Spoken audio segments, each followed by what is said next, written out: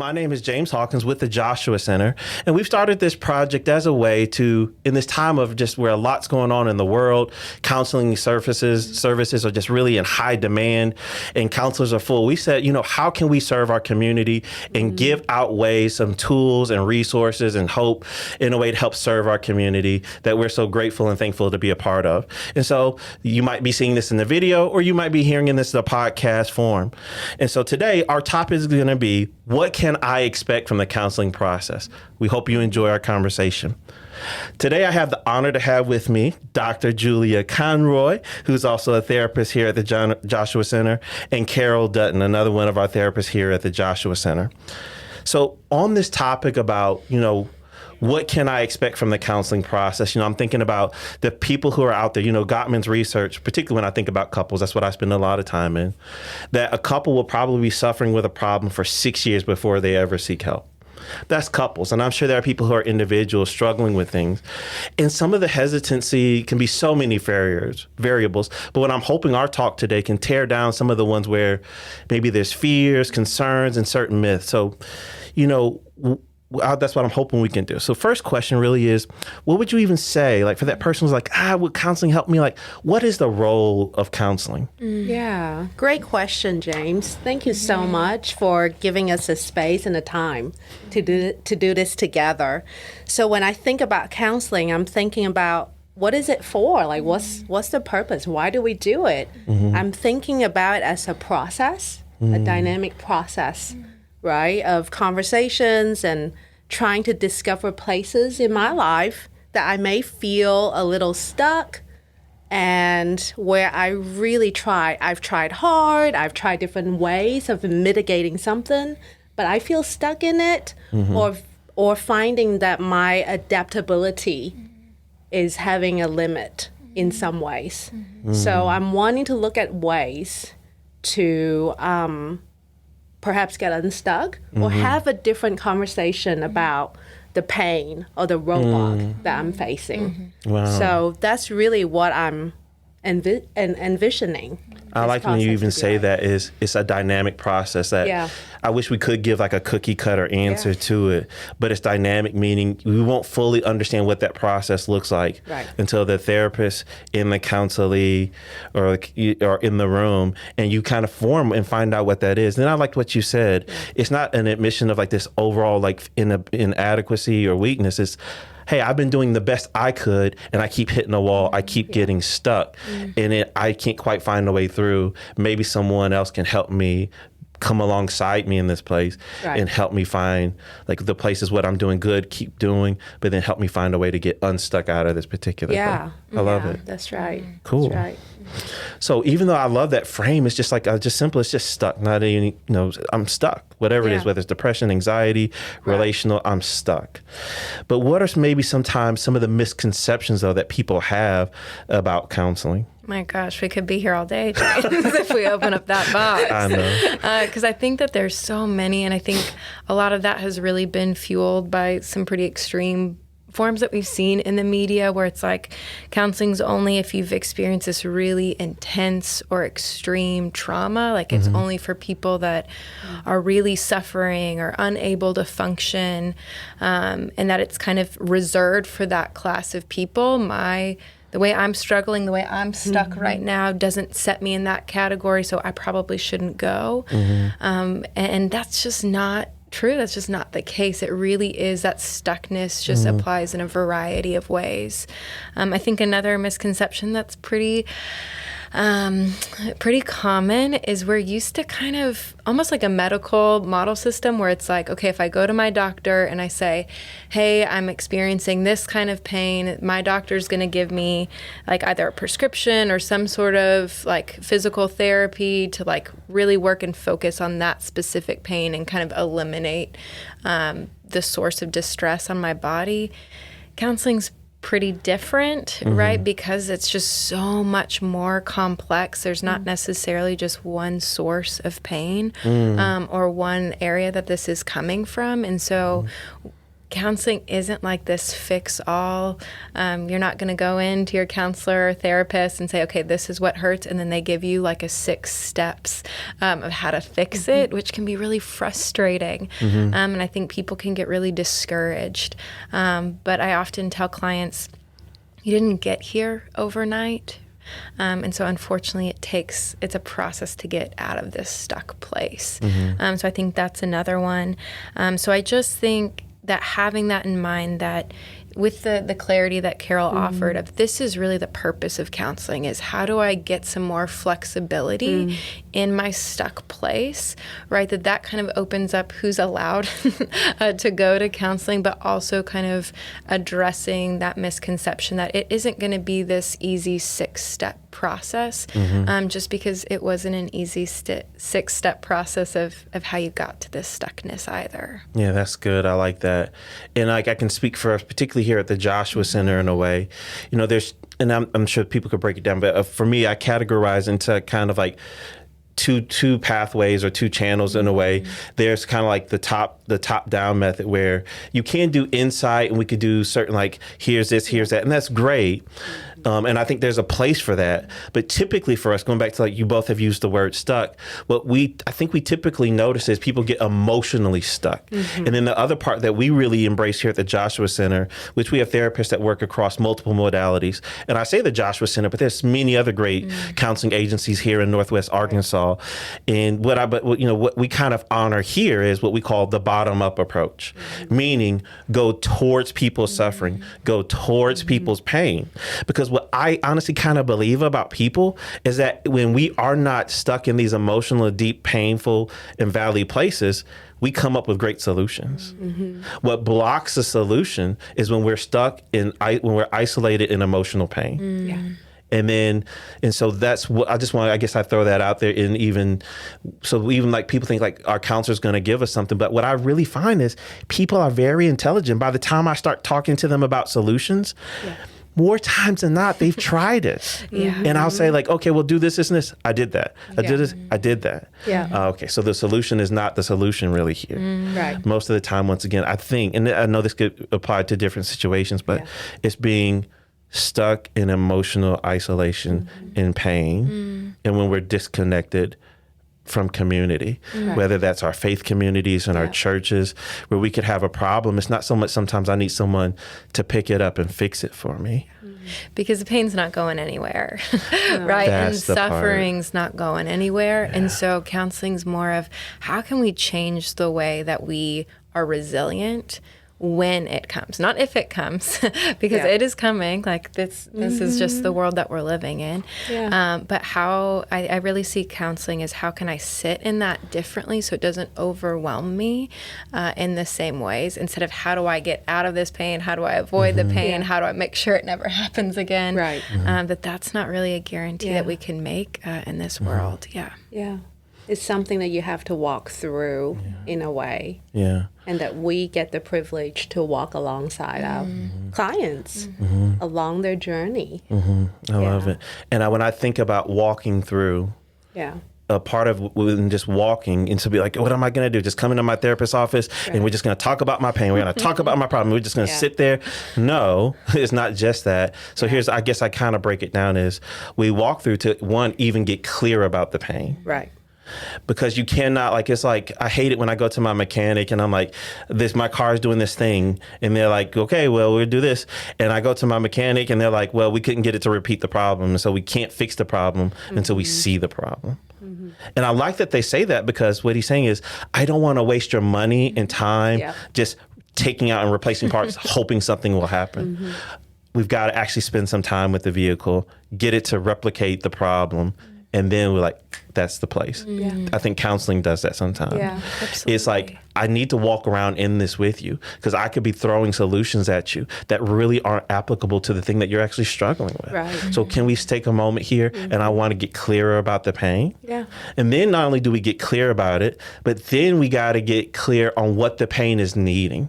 and what the pain is calling for and what the pain is missing. So we want to get clear on what it is, what it's longing for, what it's missing, and where and what's gotten stuck, what's blocking it from either being able to be expressed, responded to, or helping it to be able to shift.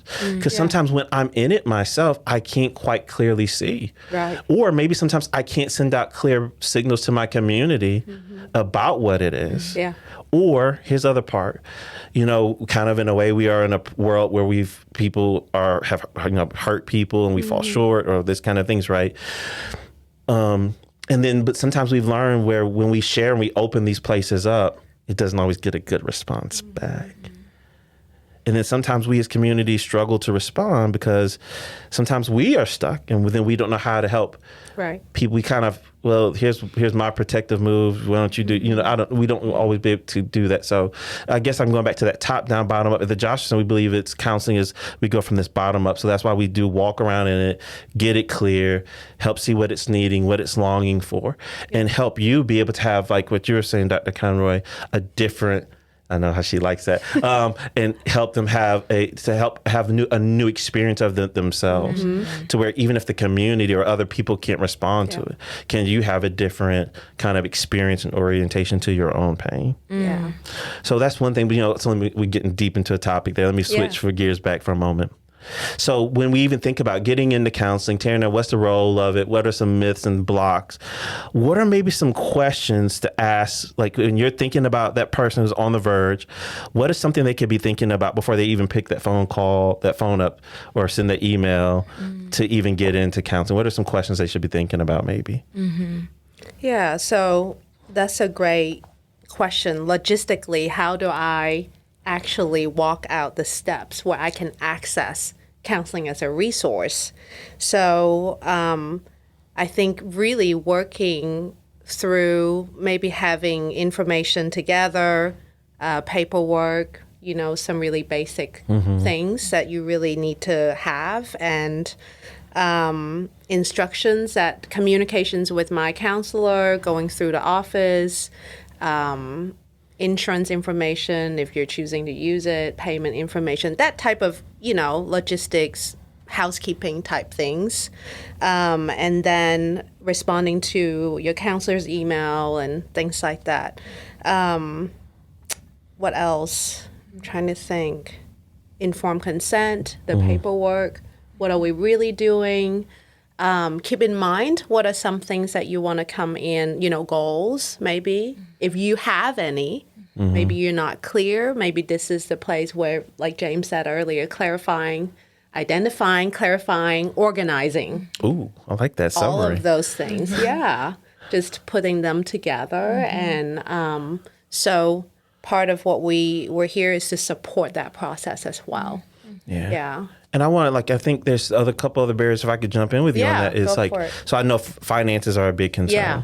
So one is I would say to people is before you, and I know it's so emotional. Yeah. And I don't want, so go ahead and if you have insurance, go ahead and engage your insurance company first. Right.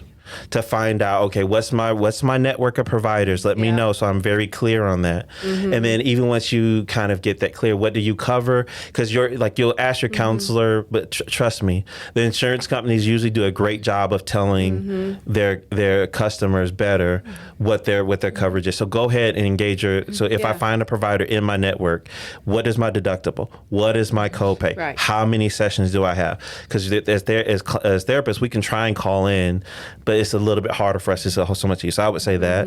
But then two, I would say ask the agency what are the different tiers of resources. So for example, I can only use this just because I know ours. At the Joshua Center, we do have insurance providers, and because we don't want to commit insurance fraud, we have to charge kind of like the going rate of what insurance is. And then also there are sometimes what we can say are temporarily based on hardship, because our ethical guideline, we do have to do some pro bono work. And so we can't offer scholarships at times. There are some therapists who don't do insurance and work on a sliding fee scale where they can adjust the fee based on your income level. Then also at the Joshua Center, we have interns who are supervised still by maybe sometimes 2 or 3 licensed counselors who are doing work towards becoming a professional in the field. And then they're all also able, because at the Joshua Center, we don't believe that quality service should only be reserved for a certain portion of the population, that really we want to make sure it's available for everybody. So we just want you to know, like, and I know it could be so hard where you're already emotionally vulnerable to then have to ask vulnerable questions about, I can't, we just want you to know we're already prepared to have that conversation with you and to meet that need. And so even if it's not us, still at the other agency say, hey, this is where I'm at, this is what I can afford, what can we do? And it's okay. They are ethically kind of guided to be able to be ready to have those conversations with you. And I love what you said there, James, about, okay, this is kind of where I am and this is what I can do. Because I think just sitting down before you even make a call to say, hey, maybe this much a month is like what I can handle. And knowing that your counselor, whoever you get set up with, can be flexible in that. I have clients that I see once a month, right? Because that's the best fit for them, or every other week, or once a week if that's the best fit. And so just knowing it doesn't have to look any specific way. So if you're able to kind of get a clear picture of this is what I can afford right now, this is what fits into my budget, then the agency that you called, letting them know that budget and say, hey, I can be flexible with how often I meet or who I meet with, but that it doesn't have to look one specific way. And definitely want people to be aware of the flexibility within their budget. And I liked kind of like, even as we were talking about this, you know, one, thank you. I loved how you clarified so many things about getting paperwork, getting your goals, what it is you're looking for. And then kind of going to another question I want to ask is, you know, in that, like, what questions should maybe a client, then let's say you've done it and maybe you're not even in yet, but you get to meet your therapist, whether it's through email or you get on the phone, or maybe it's the first session. What are some questions that they need to ask maybe in the beginning, in that first session for the client? I want to empower our clients to make sure that therapy is a good fit. Because we are, like, particularly at the Joshua Center, I will say, like, we are gonna go, we work from a bottom up, meaning we're gonna go towards your vulnerability. We're going into the hard place to join you there. And we need that to feel safe. And the only way to do that is the therapist and client have to kind of be linked up in relationship. So what are some questions that maybe a client could be asked a therapist to make sure we're a good fit? Obviously, especially if you meet for the first time, the therapist is going to be asking you a lot of questions to try to get to know you, to make sure they can be a good fit for the services and the level of services you're needing. But it has to be a two-way interview. That's right. Where you feel like you're walking away with a much clearer understanding of what this process is going to be. You're going to be spending a lot of time with your counselor. You're going to be spending some sort of financial resources on this. You're going to be investing a lot. And you don't just have to stick with someone just because you filled out the paperwork once, right? And so it's important to have this idea of, okay, what kind of people am I comfortable sharing a space with? Is it people that understand an aspect of my social location? Is it someone that has experience with the type of issue that I'm looking to deal with?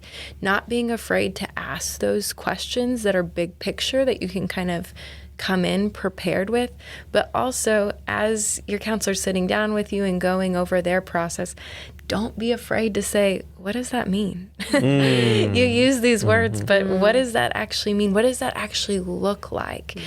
Because it should never be this Wizard of Oz scenario where they're working behind a curtain.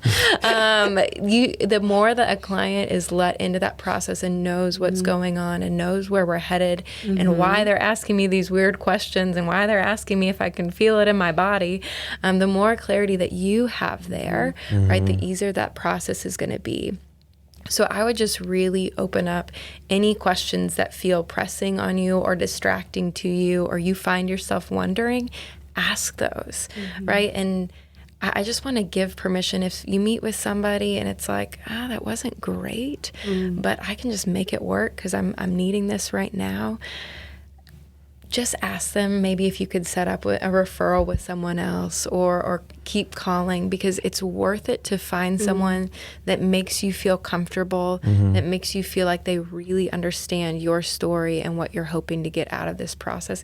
It takes a little bit more footwork, but I think it's definitely worth it. And I want to capture, like, you know, Because definitely, within our community, there's so many, like you said, social locating factors, right? There's faith, in the Joshua Center paperwork, we do ask about, do you want spirituality to be a part of your counseling? And we will rate it's like a 1 to 10 scale. And what we want to do, a good therapist should try and attune with you in that place. There's so much to be said about that. Then of course, Northwest Arkansas, in some ways it could feel like demographically is skewed, but then in some ways it's changing rapidly as our area is growing. And so sometimes I think, and I don't know if Carol gets it, but like, I know I do, I searched I needed to see a Black therapist because I wasn't quite sure if a white therapist, if I would have to convince them of some of the racial tension and trauma that I'm going through. Yeah. And I wouldn't, I would say one thing we're trying to do at the Joshua Center to be proactive about that is we host these kind of conversations amongst us. We even started, a community outreach thing we call Healing Conversations, where we do some consultations in different agencies and companies, but it's not just about going out there. We're doing it here.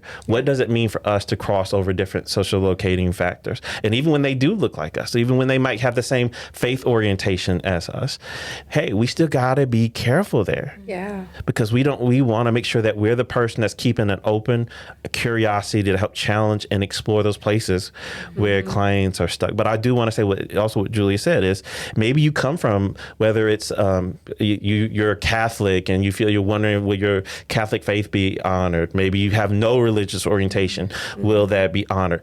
Ask your therapist.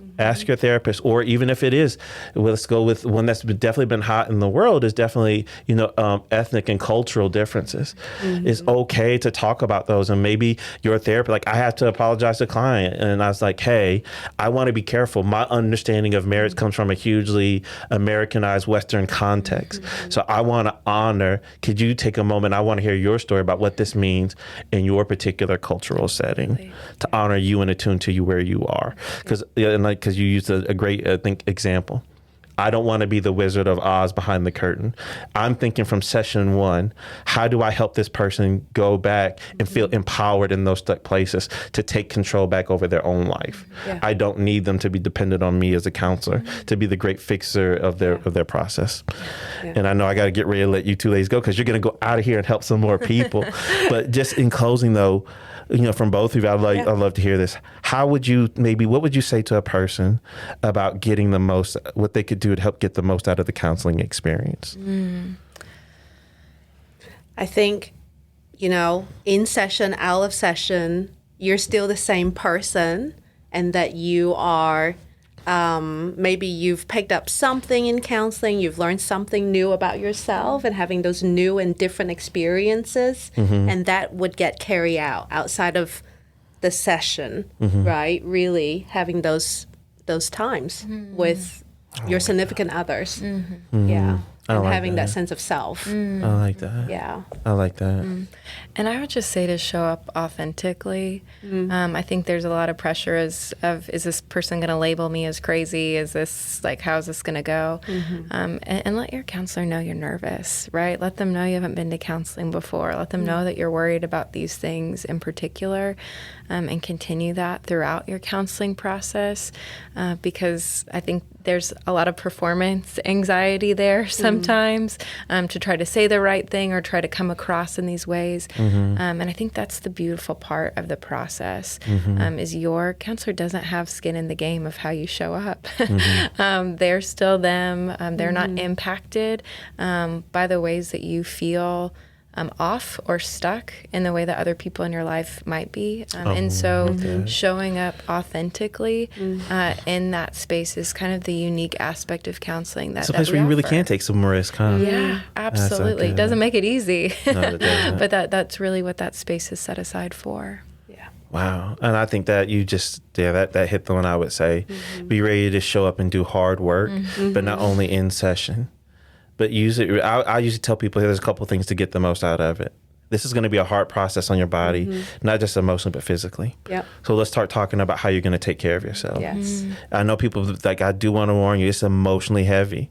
So when my clients say, this feels like I went to the gym today. So hydrating, eating healthy, getting good night's rest. If you need to go make a medical checkup appointment to check out some other things, make sure, blood levels, hormone levels, all those things are kind of in place. I think those are important things.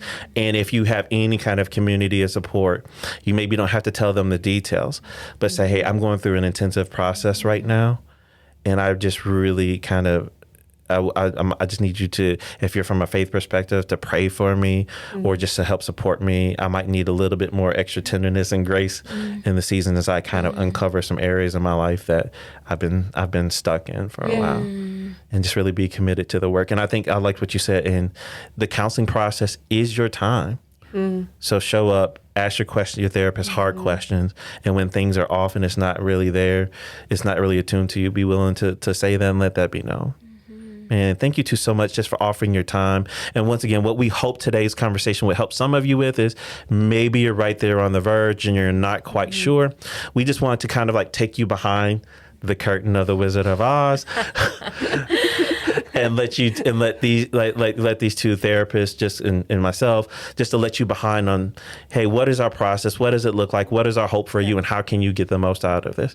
So thank you so much. And we hope you look forward to, When I Just Can't series, when I just can't with depression, when I just can't with stuck in relation, when I just can't with, anxiety is what we're going to be filming and recording next. So thank you so much.